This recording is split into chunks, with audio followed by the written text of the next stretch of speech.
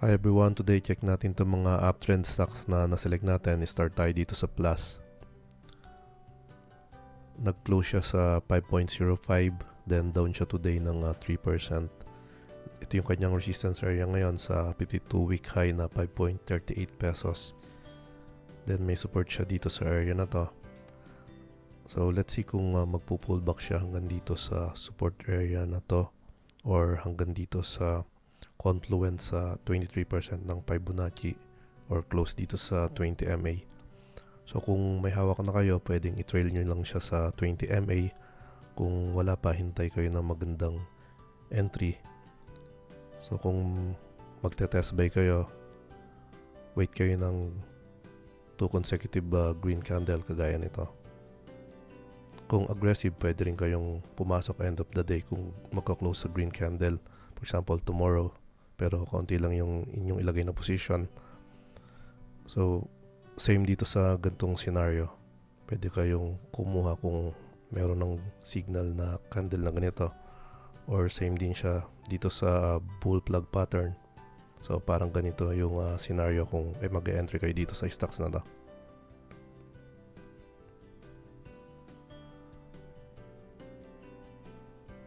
Next, ito na mga BPI. Kung mapapansin nyo, na-break nyo na tong resistance area ng January. So, lahat ng mga may hawak dito, kumikita na sila ngayon or break-even na sila. So, kung makakapasok kayo dito sa support area, may potential upside tayo kung aabot siya dito sa resistance area niya na 52-week high. May potential na upside tayo na 6%. Or kung ma-break nyo naman tong resistance na to, maaaring umabot din siya dito sa next resistance.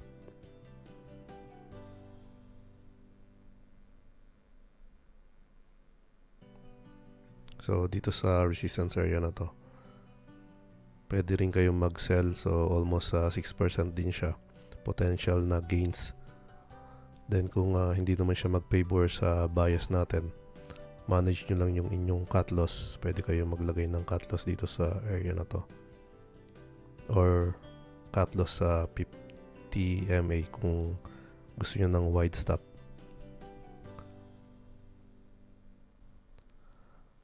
Next, ito namang SSI 3.20 siya nag-close. Then kung mapapansin nyo yung kanyang chart, strong uptrend siya. Meron siyang DNA na nag-consolidate for almost 2 months bago siya mag-breakout. So ngayon, breakout na ulit siya dito sa resistance area na to. Then let's see kung magko-consolidate siya.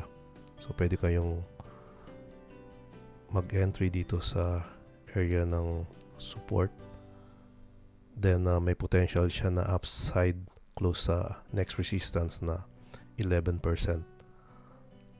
So kung magpe-favor sa bias natin,